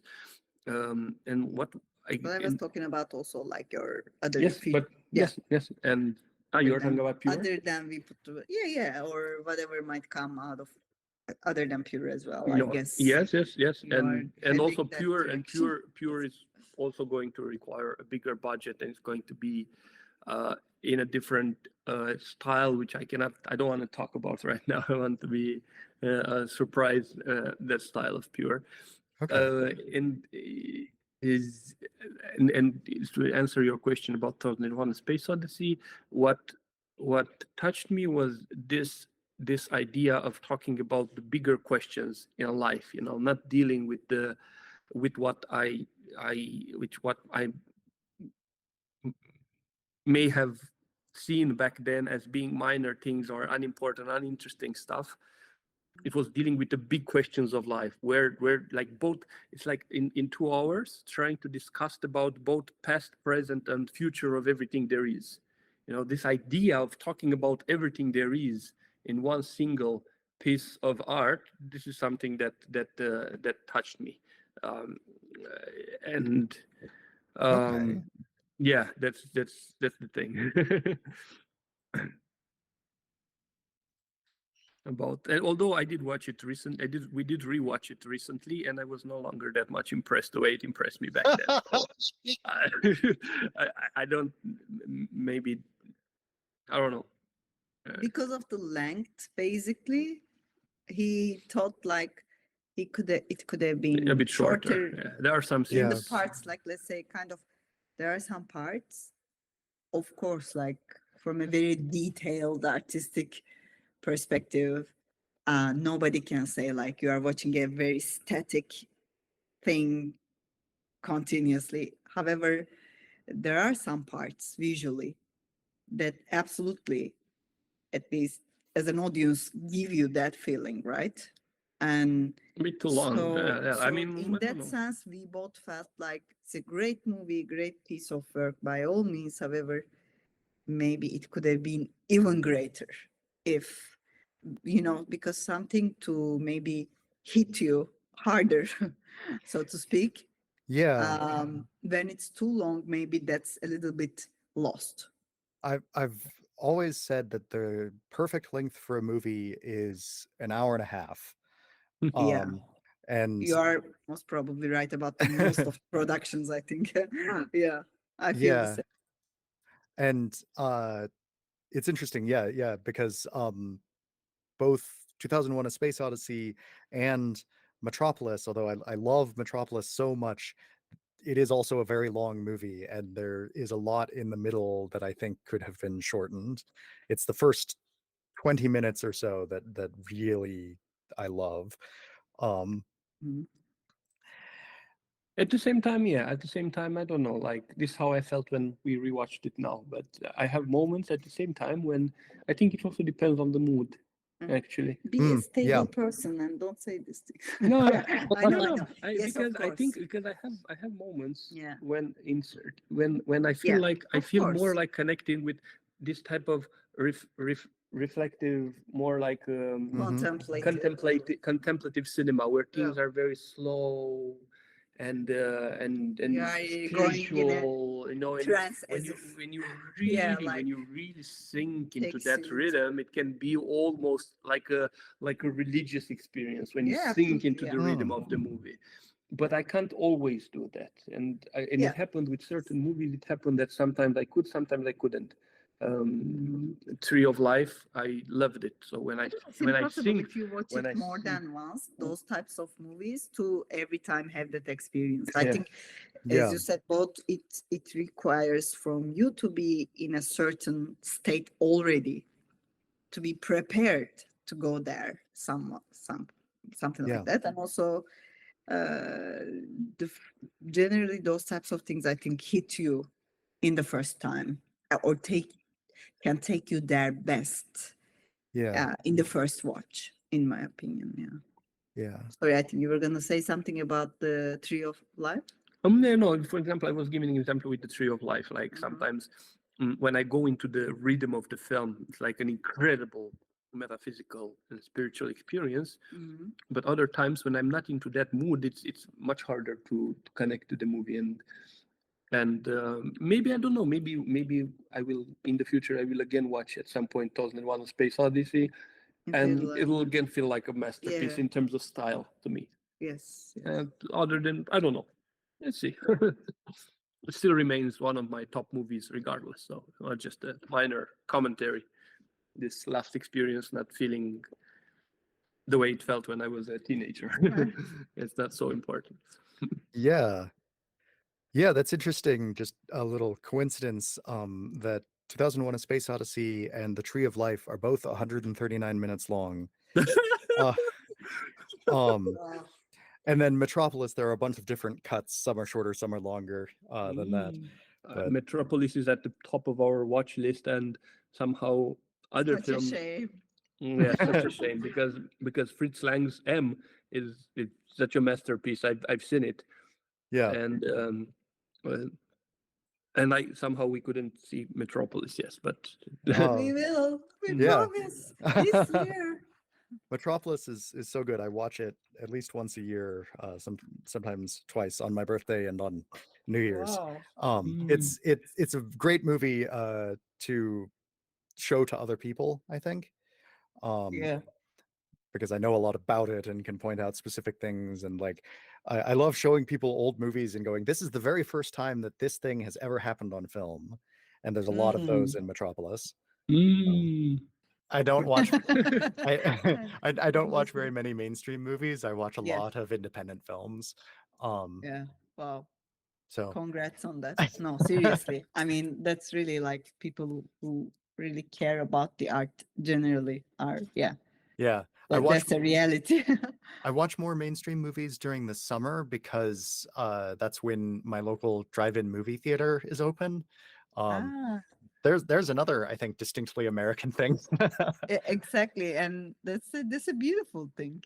Oh That yeah, I like the open air cinema, like we used to have in Turkey. This with the very basic chairs, like like literally you would sit on this plain wooden uncomfortable chairs and but the fact that it was a part of summer and yeah, part of get togetherness in that sense and like um yeah, being open air, that being open air and summer, yeah, it's like something beautiful. yeah. Absolutely. Yeah. Yeah, the I really like the drive-in theater both for what you were saying, the open air aspects of it and the social aspects of you can interact with the Mhm. other people, but also it also has advantages besides that in that like because you can go inside your car, you can like roll up the windows and talk to the other people you came with without disturbing the other people, the strangers. Oh yes, that's Um, also in that thing that yeah, you have. Yeah, yeah. exactly. Yeah, and Wow, yeah, I the never thought audio about that. comes through your car radio, and so you can control the volume, and you can control it from moment to Mm, moment. So like if there's a very that's loud great. fight scene, you can turn it down. When there's dialogue, you can turn it up. That's great because today with technology and everything, okay, wow, great, super. However, like we always have such a hard time without earplugs when we go to cinema. Like, I Yeah, mean, it's not conducive to basic human dignity of human health.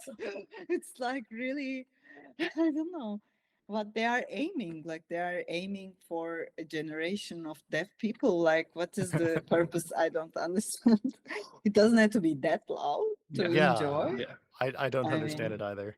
yeah, So do you have in the US same problem with extremely loud theater? Yes, yes, My yeah. God. Especially IMAX, I guess, is yeah. even louder probably. Probably. There's an IMAX theater in the large city to the north of me, but uh I've only seen like I think a scientific documentary because it's at a museum. Um, Mm. but they do show Hollywood films, but I haven't watched any there, so I'm not sure I've ever you won. really don't want to watch Hollywood films in general. I can see that. You don't want to give them any attention, as little as possible of your time and attention. Yeah, I Which is good really for us indies. So that you can give it to us instead. Yes, yes, exactly. that's what I All Yeah, said. that leftover attention and thank you. yeah. Yeah. So, in the interest of not keeping you here all day, the question I always like to sort of end things with is where do you see the future of independent filmmaking going? And Mm. with you, I'm particularly interested in hearing your perspectives on the future of found footage films. Can I start first? Absolutely. Because I'm sure Adrian will have a lot to say. Fully AI generated. Yeah. I don't know. I don't know exactly. I just felt like making this I was gonna joke, which say. is half true, half joke. But you were going to say it. I'm sorry, I took it away from you. Okay. I'm sorry. Well, so But totally joking. The thing is, yes, I was going to say much more digitalized, but we can as well say that actually translates into much more AI, of course, involved into the making of it, yeah, involved in the making of it, and in that sense, and I think it's ironic, isn't it, when you think about it? Because independent filmmaking maybe aims in general more of a reality and more of a close connection to the audience in terms of yeah, the reality it creates, because it doesn't have to be found footage, but still we can see that difference in make believe. And so it's ironic, right, at the same time when you think about it, um how AI or more and more in general technological and digital um ways of not promoting, sorry, making it or making it reach to you, and making it reach the audience. Sorry, I think in that sense, it's ironic, but we are in the era of post-truth. So, what do we expect? And other than that, but I think I'm expecting much more productivity and much more newcomers, many more newcomers, and much original stuff along with that, and also indies taking over the world. No, also indies definitely taking more and more the attention and praise and maybe even opportunities that are being given to the mainstream ones. And also, I think more fame is awaiting than indies, both in the makers, actors involved, and all the films themselves as well. I mean, these are my humble Yeah, predictions. that's something I didn't ask you about. That it didn't occur to me until you mentioned it just now, that you've become at least somewhat famous from Be My Cat. It's a film I've seen discussed a lot. And what has that been like? The fame aspect of The it. fame aspect. But first, can I answer? Yeah, Because yeah, absolutely, I'm absolutely. a person to the first question, because when I heard about the future and I thought of AI, like I'm a person that when you mention AI, it doesn't stop talking. No, I don't necessarily view it positively, but I don't know. I just feel like drawn towards these new changes in the world, because they feel to happen at an exponential rate. Going to happen as well. So things that evolved in the world, in 200 years, now they advance in 20 years. And in 20 years, that same progress that was made before in 200 years, now in 20 years, that same progress will be made in 2 weeks. And then it's going to be in 2 hours, then in 2 seconds. So we might be heading towards a singularity, where things get so much like totally out of anything that we can understand or comprehend right now with our brains. And so that's why I think I'm fascinated with this thing, because it might happen within our lifetime, according to a lot of researchers and AI researchers and stuff like that. You have no idea how deeply involved in that scene I've been for a long time. And so yes, I know a lot of the researchers that you're referring to.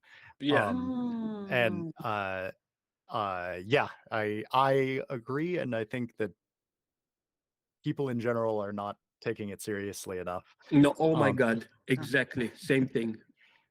Both, it will be very shocking and surprising, the pros and cons, right?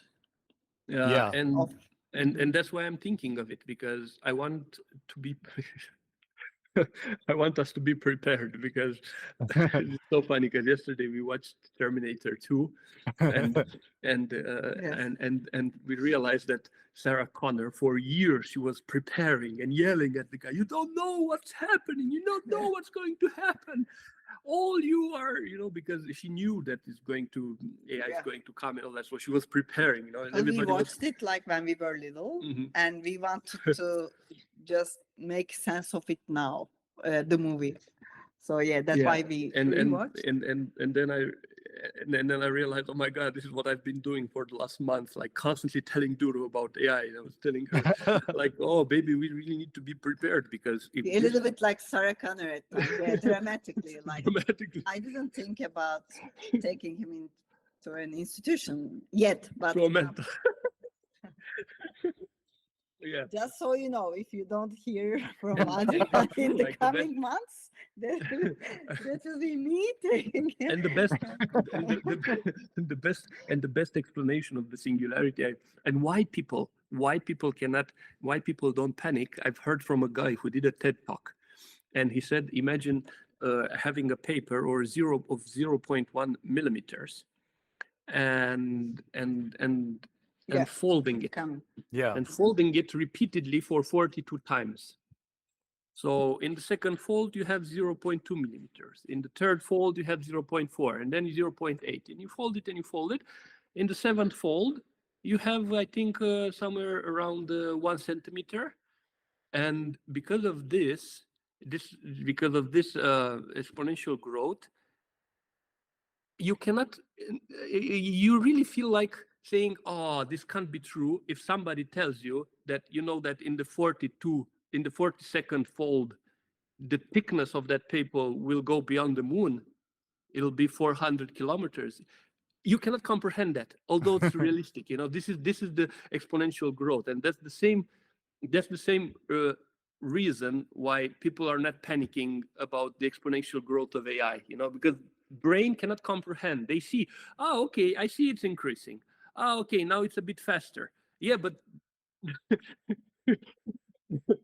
there'll be a time when that fastness will might explode. If this is true, of course. Maybe there's a bottleneck, as you very well know, probably. There are some people say that there will be a bottleneck, that this exponential growth will not go forever and stuff like that. But if this is true, then we got to prepare a little bit for what's coming. So speaking of movies, when Sora appeared, when OpenAI launched Sora, I was like, oh my God, nobody expected it. Like it was GPT like 2 years ago. Yeah, ChatGPT, oh my God, what's happening? And then 2 years later, oh my God, all of a sudden you see AI generated videos. And I really felt that day is kind of the end of cinema as we know it. The day I saw those videos from Sora, because it felt like if exponential growth is real, very soon, like really very soon, we are going to have indies, people like you and me, being able to generate an Avatar movie, Cameron-like Avatar movie with just I don't know, maybe $100, or if not $100, $1,000, because maybe the costs of processing are high and stuff like that. But all you need is a week and maybe $1,000 or $2,000 to generate a multi-million-dollar Hollywood movie. And then the question is, if indies are going to be able to do that, what is Hollywood going to be able to do? Are they going to create worlds, like literally to have a much more powerful than AI to generate entire worlds, that not just a video, that you can live in? I don't know. It's like right now the possibilities seem to be expanding way beyond our capacity of understanding or comprehending right now. So I believe we might go through and at the same time there will be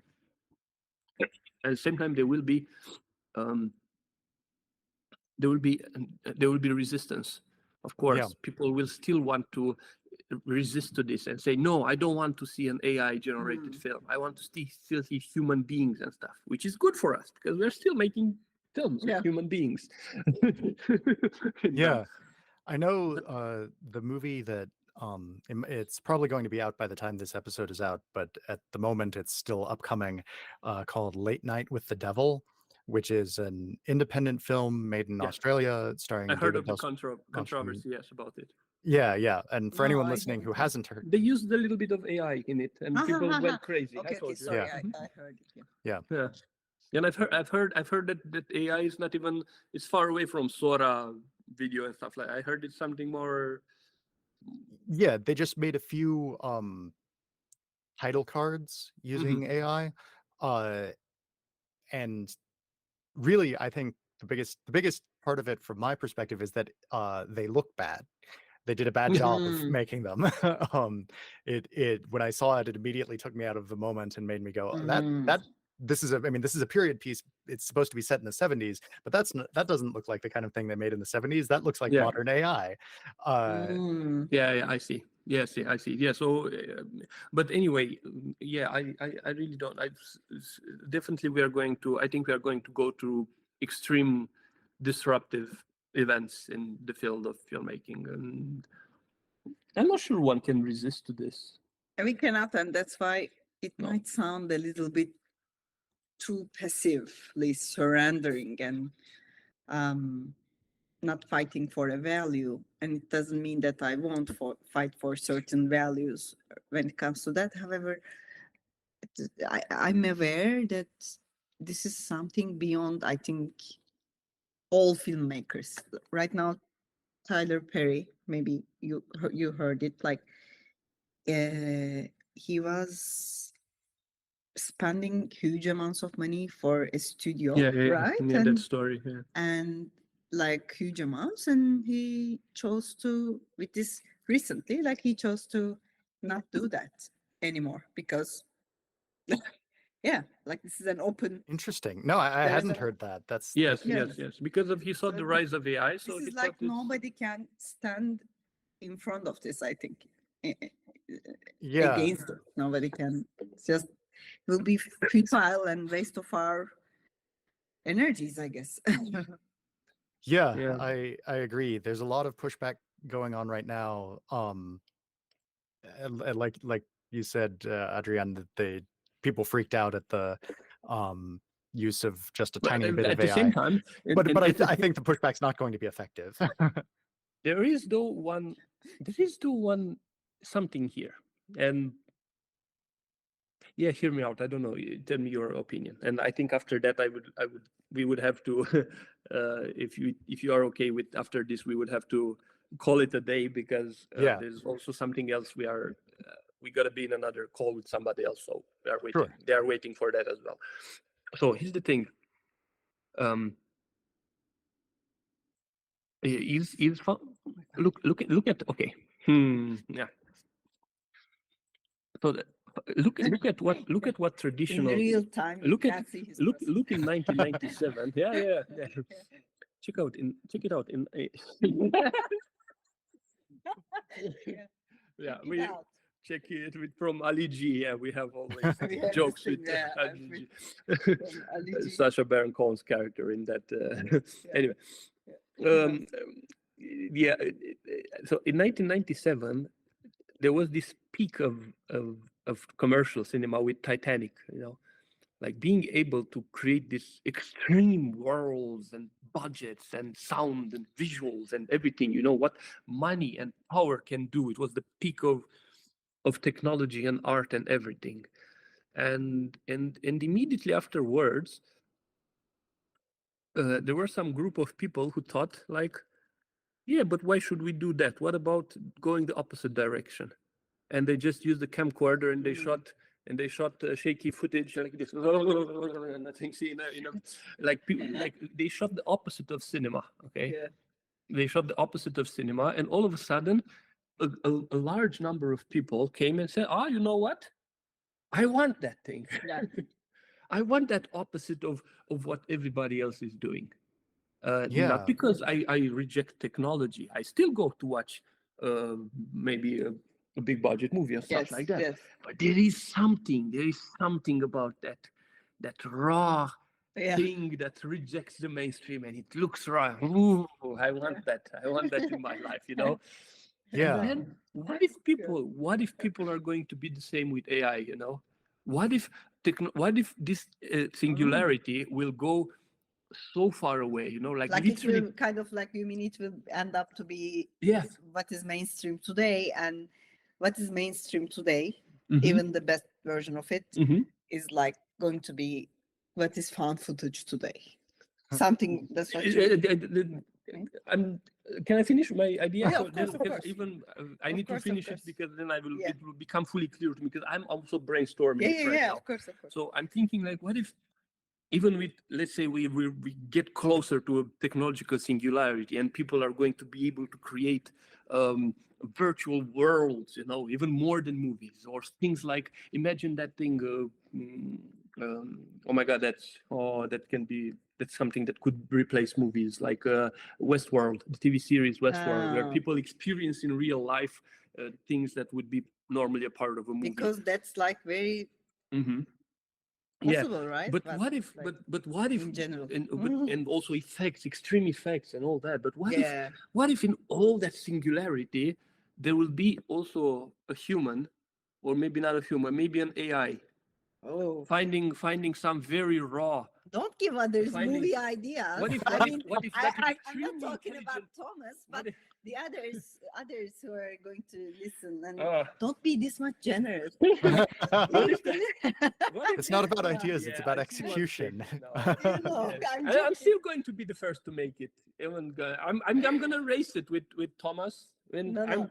Others. see which No, makes it first. I have total trust in Thomas. I'm talking about it. So what if in this super godlike quote unquote AI, so it all of a sudden finds an old thing that barely can play, an old piece of found Oh footage, my God, such a dystopic future. and then it'll become like, oh, you know what?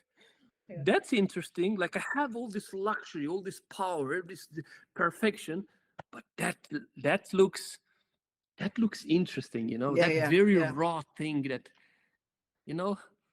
I think I would like to check that out, Yeah, You know what? So exactly. Might be. Yeah. Might be, maybe found Uh, footage will be the only genre to survive the rise of AI. Even within the singularity Yeah. itself, when they want to have a moment of relaxation from all these billions of times more computation than the human brain, maybe one time they will just want to relax and just put an old tape and watch a VHS yeah, exactly. of a very raw one bit footage. Just to- Yeah. I Seamless. can't possibly speculate about that about after the singularity, but I do think there will be people who reject the whole I'm going to all of the stuff that will be possible with AI generating video. But I think that the mainstream will adopt AI very Definitely. strongly. Oh yeah, definitely. Yeah. So yeah. Yeah. Well, I don't. Probably already the movies that we are going to see next year. Yeah. Yeah. Even them might have at least partially.